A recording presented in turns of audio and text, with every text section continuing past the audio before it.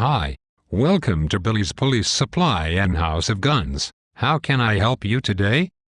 I am looking for a pistol for self-defense, but I am not sure what I should get. Do you have any recommendations? Yes, ma'am. Here is a Lady Smith & Wesson .38 revolver. I was thinking of getting a semi-automatic pistol. Are you sure I need a revolver? Yes. Semi-automatic pistols are very complex and require a lot of training to master, plus you need to be familiar with how they work. Revolvers are just a point and shoot, so very little training is required. Are you suggesting that I will not get training?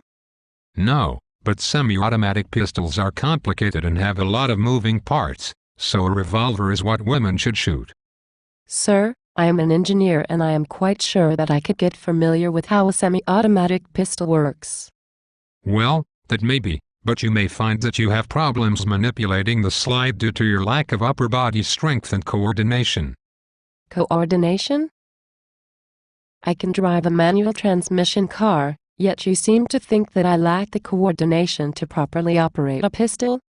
Well, ma'am, I am just saying that women find revolvers easier to shoot than semi-automatic pistols. Did you have a specific pistol in mind? I was thinking of a Glock chambered in 9mm. Well, I think you will find that you will have an easier time shooting the revolver. Doesn't the Glock have a 3.5-pound connector available? Yes. Doesn't the Lady Smith & Wesson .38 revolver have a double-action trigger that is around 8 to 10 pounds? Yes.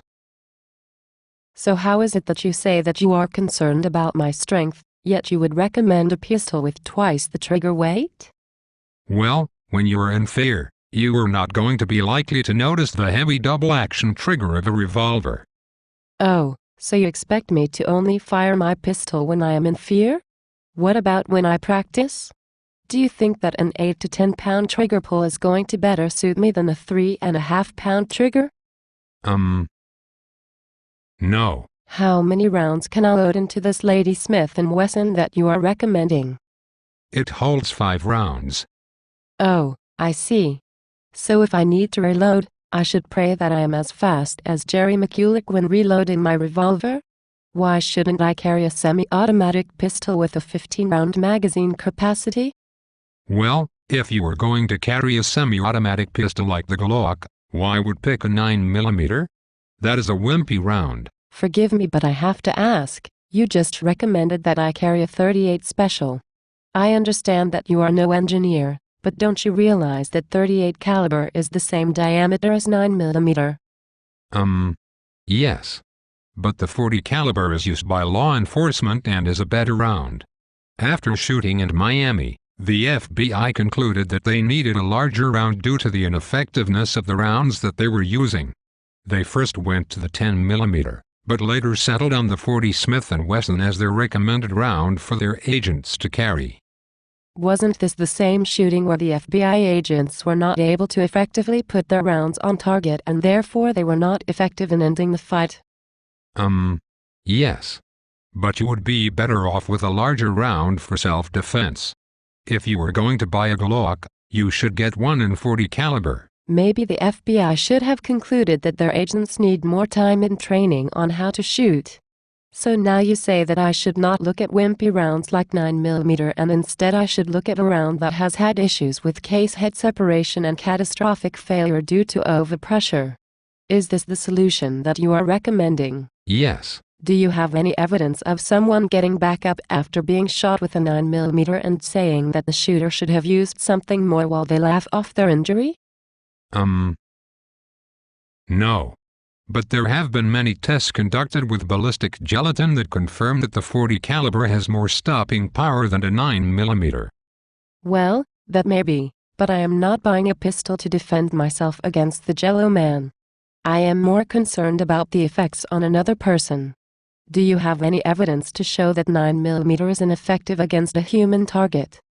Well, our soldiers reported while in Somalia, they had issues with the lack of stopping power of the 9mm. Okay, weren't they required to use ball ammunition in accordance with the Geneva Convention?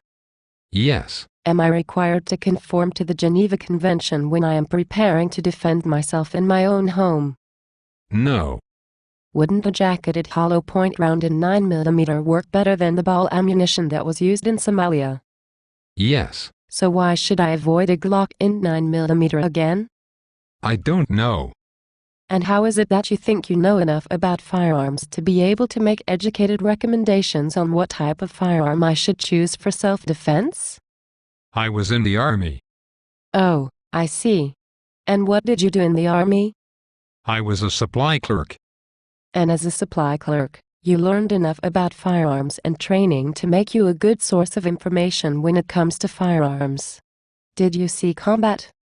No. But I did go to basic training and receive training on small arms. Did they train you on the use of a revolver? No.